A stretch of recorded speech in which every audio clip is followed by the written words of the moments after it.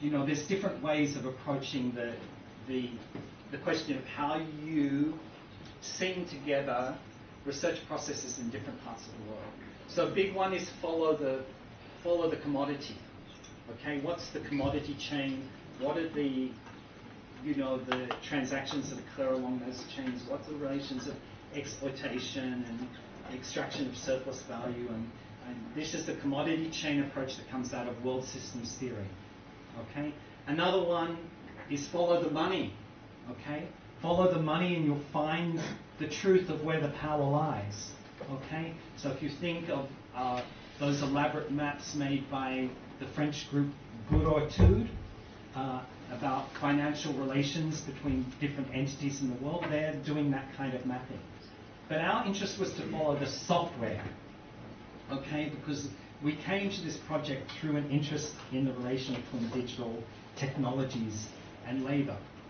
And it turns out that on these two different sides of the port, they're running different software programs. So on the Costco side of the port, they were running Katos, which is a product made by a South Korean company called Total SoftBank. And this is the most dominant port software in East Asia. So all of the ports up and down China's east coast tend to run Katos, whereas on the Greek side of the port, they were running Navis Sparks, this particular version of it called N4, which is a Silicon Valley product. It's actually the most diffused globally terminal operating software. Even though Navis in the last few years has got various plugins which are working towards particular forms of port automation, the particular kinds of formations between these two software programs on either side of the port were quite different in 2014. One of the capacities of Katos is it can run across different ports and therefore it can coordinate container movements taking into account positionings of containers in one port, their positioning on the ship, and then how they're arranged on the staging floor of the, say, a port like Piraeus. Katos also has capacities for a particular form of data mining called process mining. Now, this form of data mining involves using event logs from movement of equipment. And what it aims to do is maximize the use of the most expensive pieces of equipment.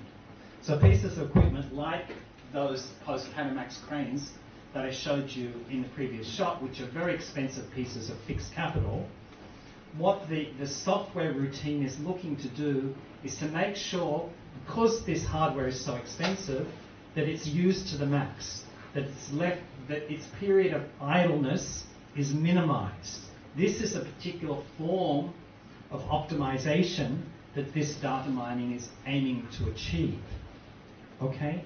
And then the software program will call in labor accordingly. Okay? So the labor that's being called, sometimes on an SMS message with very little lead time, is being called in such a way that it's used to smooth out the possibility that this equipment could remain idle in peak time. Okay? It's a very different logistical arrangement from the one we hear about a lot, which would be the Amazon warehouse, where you have real-time monitoring of labor performance, okay, and measuring off of workers against each other. It's quite a distinct arrangement. But in any case, it's important to understand the capacities of this software program in order to understand what was happening at that border. Because even though so-called electronic data interchange allows a transfer of information between these two systems, when containers were passing from one side of the port to the other, they had no electronic shadow. there was somebody standing there with a pen and paper and marking them off in strikes. 1, 2, 3, 4 slash, 1, 2, 3, 4 slash, like this, and then that data would be taken and re-entered into the different systems. Okay? So this is very interesting. When you have a movement from the digital to the analog in a logistical process, when things go off-grid, off-screen, and they're being figured out, you know, with these older well, not residual techniques, because the technique is essential to the way in which the port is working. But this kind of movement away from the digital regime of capture, control, monitoring, surveillance, and so forth, which is the usual kind of processes we associate with logistics, proved very interesting to thinking about what was happening at that border, because it gives us a different way of thinking about that relation than two blocks of space moving through time together. It gives us a way of thinking about two different arrangements and sets of affordances and capacities that don't fit together technically easily, and it gives us a way of thinking about those relations which we can study empirically and observe, which move us away from the civilizational narrative. You know, here is Greece, here is China. You know, here is the allegory of the cave, here is the 5 relations and the 10,000 things. These kinds of ways of thinking through the problematics that are manifest in that, what I was calling the Chinification thesis. Now, this movement off-grid would become very important when we moved our research to Calcutta, and it was the beginning of 2016, through 2015, culminating in March 2016, that we were doing this research. Now, Calcutta is quite a different situation than Piraeus. There's not a lot of Chinese investment in the site itself. As I said, on the maps you see an intersection of Belton Road, but when you get there, you see that nothing's intersecting. In fact, you've got a series of quite challenging logistical situations, and that things are not moving smoothly and efficiently at all, but nonetheless geopolitically crucial. Okay? Why so? Because Calcutta Port, which was, you know, the imperial port of the British Empire, in the in the Raj period, definitely, but it goes back all the way to Fort William and the Black Hole of the Cutter and the Battle of Plassey and the Diwani, where Robert Clive became a member of the Mughal hierarchy, while same time being an East India Company man, and this was the first sort of political territorial claim of the British East India Company beyond its existence as kind of a commercial body, although we could think of this chartered company as always having been some kind of body politic. You know, that there's a book called, what is it called? The Company State, which is very interesting about the British East India Company in the 17th century, saying it was always a body politic. And it's very interesting because, I think of Facebook and Google and Alibaba, these kind of companies, as to some extent being body politics in the contemporary global political economy. But in any case, Calcutta Port has a vast and international hinterland, including Nepal and Bhutan, and including the whole northeast of India, which Joyce and I have discussed a little bit at lunchtime. And there have been efforts to connect Calcutta to Kunming by road, the K2K project, so far elusive. but also efforts to connect Kunming to Calcutta through coming through ports through Myanmar and then bringing goods across the Bay of Bengal. So the whole question of the flow of commodities between India and China is crucial to this study. But when you get to Calcutta, no one's really talking about Belt and Road, okay? They're talking about, well, the government people are talking about the Look East policy, what was called Look East, but then when Modi came in, it became Act East, okay? Because Modi is not, just doesn't look, he does. The Act East policy, which is really about building logistical routes from the east of India across into Southeast Asia and to China. And the intellectuals are talking about post-colonial capitalism, okay? So Calcutta is the seat of subaltern studies, and post-colonial theory, as it was disseminated through the English-speaking world in the 1980s, really, and somewhat later into the other European languages. And they have a strong interpretive grid themselves to talk about the particular forms of politics and economy that are existing in the subcontinent, where you had a very different form of colonialism, let's call it a conquest colonialism, than you had in China, where you had a concession colonialism. So this continuity from colonial times through to the present day, I think, is crucial in how we read this situation. So in our research in Calcutta, we actually looked at 3 sites, and I have to show you some maps just to explain this briefly. So the first site we looked at was the city of Siliguri, which is in the West Bengal, at the top of the West Bengal Chicken's Neck. Okay? So if you know, you can't really see it properly on this map. The next map shows it a little bit better up here. Okay, this is a thin stretch of land. It's about 26 kilometers wide that is bordered on either side from, on one side from Bangladesh and on the other side from Nepal. And everything that comes into the northeast of India, the states in the northeast of India, from Calcutta port, has to pass through this narrow passage. Okay, and this city of Siliguri has a strong bazaar economy. It's a site of illicit import from China that comes in through the Himalayas. So there's something called the Hong Kong market there, renowned through India if you want to buy cheap electronic products. It's a site of the flesh trade, okay, sex trade, and human trafficking in India really works. This is one of the main centres for that trade.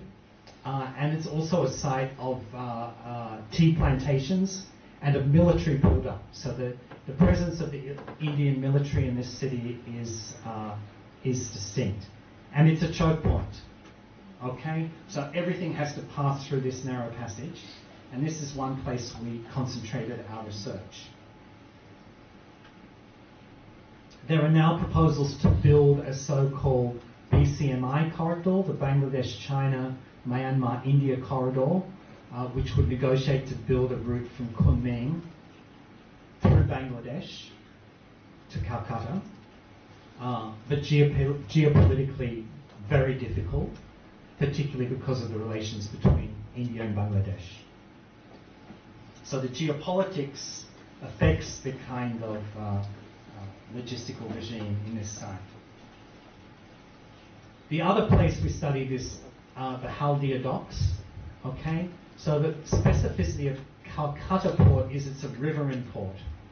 You know, you have to bring ships up this treacherous passage through to Haldia, where you can unload bulk and some containers, and then all the way up the river here to Calcutta in order to meet the logistical facilities that are existing in the docks in the city. It's a treacherous process. As the ships get bigger, there's no way of bringing a big ship like you can bring to Piraeus to either of these ports. only middle-sized ships, and all sorts of technological gadgetry involved to gauge the movement of sandbanks and so forth. Lots of dredging has been done in the port to allow the passage of ships, and the dredging has led the port into debt in the 1990s, from which it has been unable to recover. It's been under an austerity regime ever since, because the possibility that the port's finances could be negotiated through political relationships really disappeared with the so-called liberalization of the Indian economy in 1991. But Haldia, a bulk port, which takes about 30% of the containers that come into Calcutta, was one of our sites. And then up in the city itself, you have two docks. We concentrated on Kidapur, but there is the Netaji Subas dock, which is the container terminal, conceded to PSA, which is Port of Singapore Authority, who have introduced upgrades there. But this is an extremely difficult space to negotiate, because getting trucks in and out of the narrow alleys that lead to this part of the port, it's almost like those big ships trying to get through the Panama Canal. You see all sorts of people, around the trucks, like going like this, or just a little bit to the left or right, to get them through the narrow alley. So there's no smooth flows here at all. Now, one thing we did when we got to Calcutta is we did an experiment where we went to the container yards and we wrote down the numbers of about 20 containers that we just saw lying around the yard. Because with track and trace on the internet, you can put in the numbers of containers to an internet site, and it will, give you the location of that container.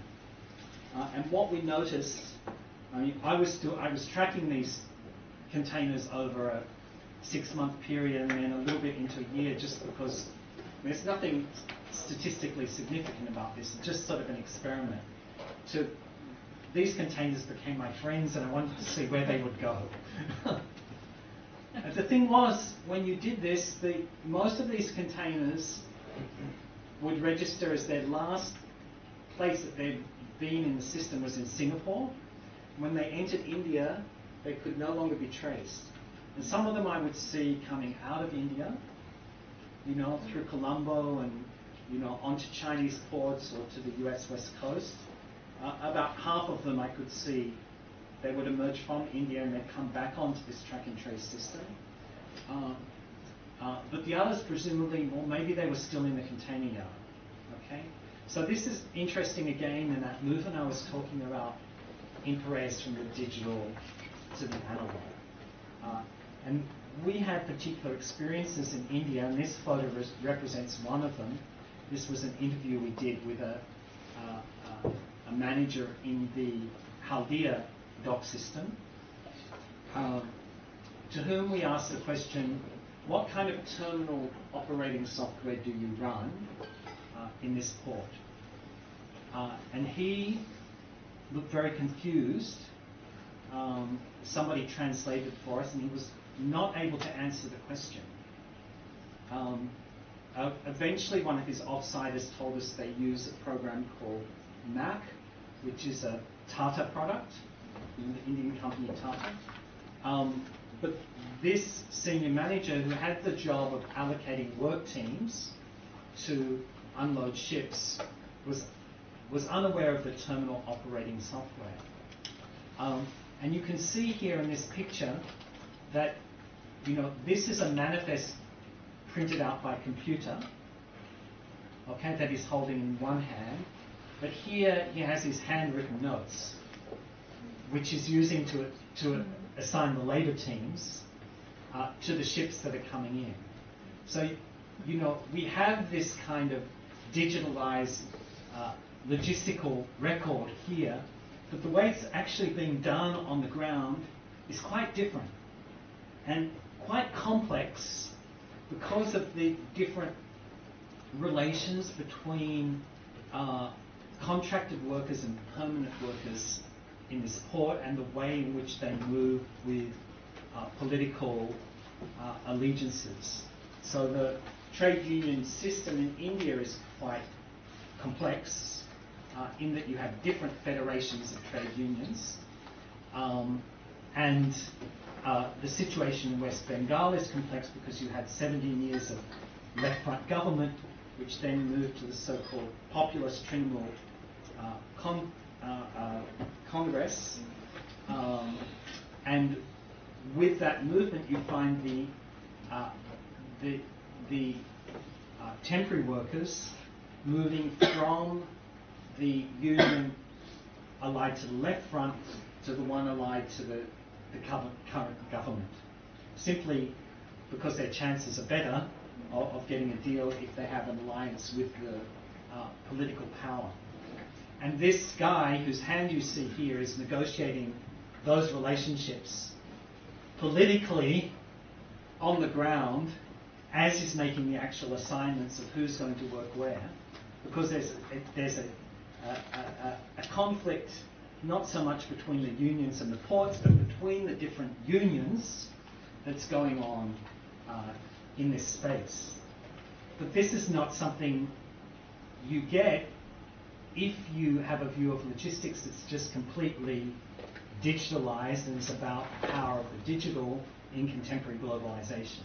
You've got to come down to the ground to see the way in which these things are unfolding. Similarly in Kidapur, okay, here you have a situation where you have workers who are unloading ships, carrying bulk items such as pulses like lentils and dried peas, which are sewed into sacks by female workers and then carried onto trucks by male workers who are remunerated on the weight that they move.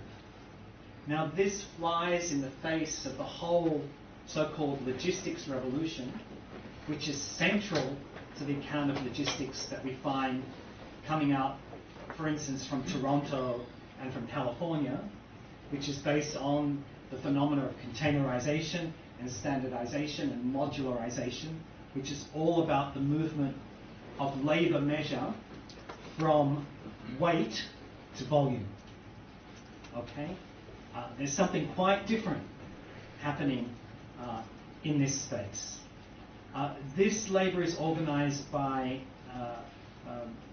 a kind of traditional labor system known as the Sadari system, where you have a head man, a Saydar, who recruits 50 or 60 workers that work under him, and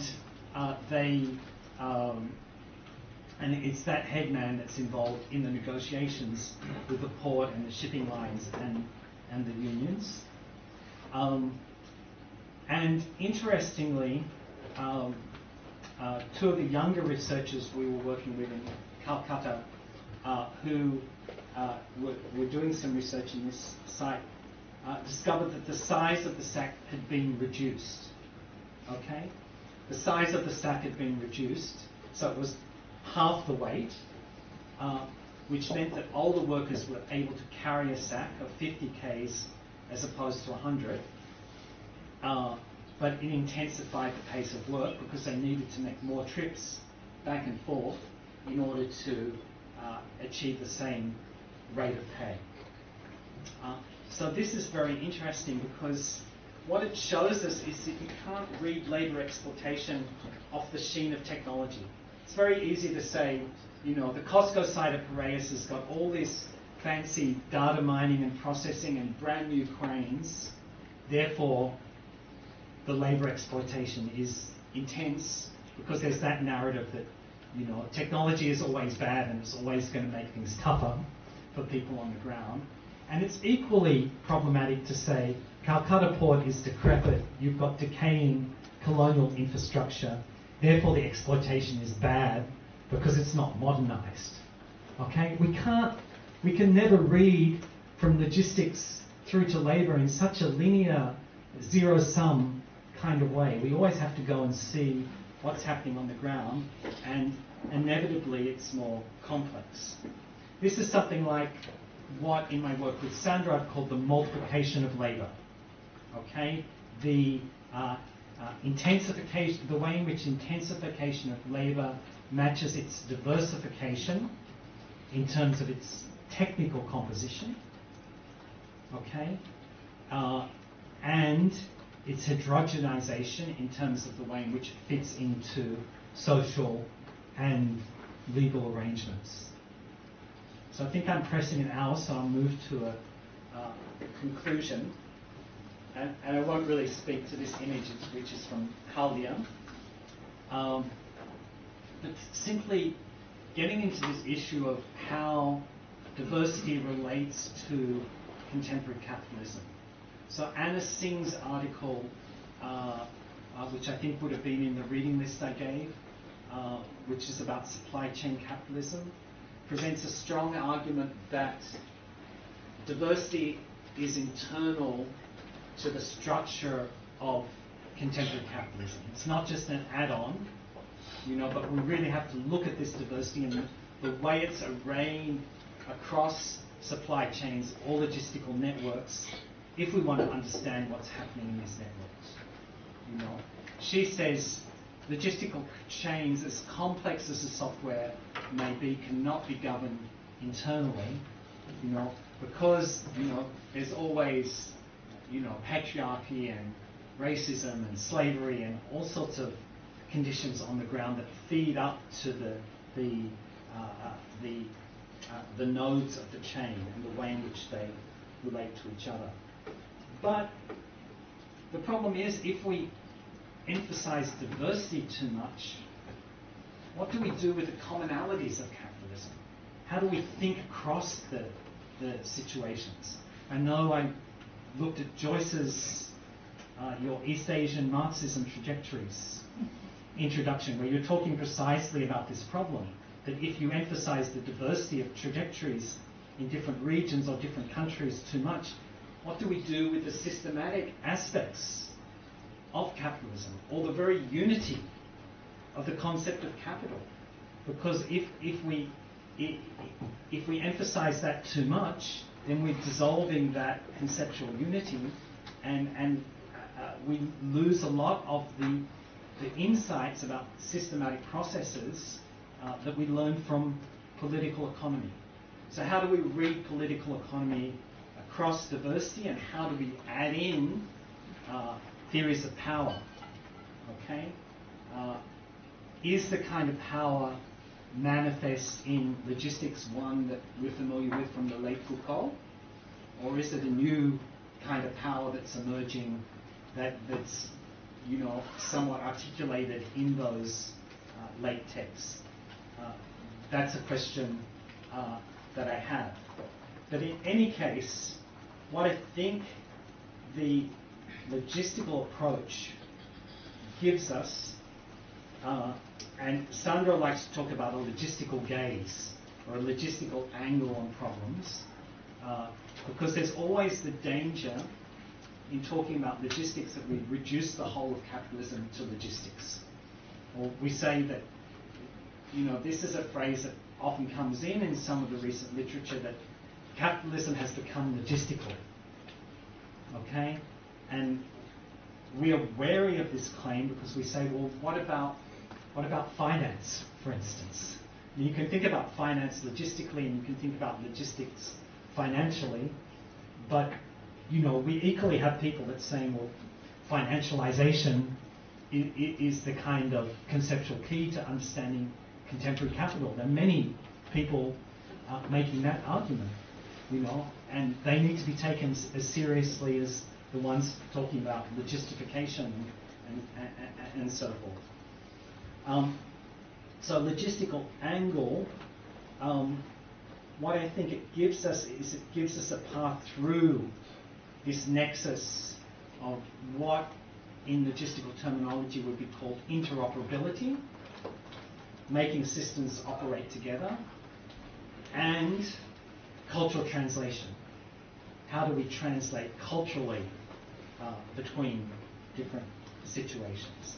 And in doing that, logistics gives us a way to think through massive political and economic projects like the Belt and Road Initiative in a way that subtracts civilizational claims from the analysis that's being forwarded.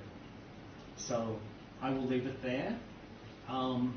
Just very briefly, I want to acknowledge that this research has been done with local people on the ground in each site, and I would particularly like to mention Nelly Kamburi and Pavlo Hatsopoulos in Athens, and Ranabir Shamadar and Mithilesh Kumar in Calcutta. Thank you.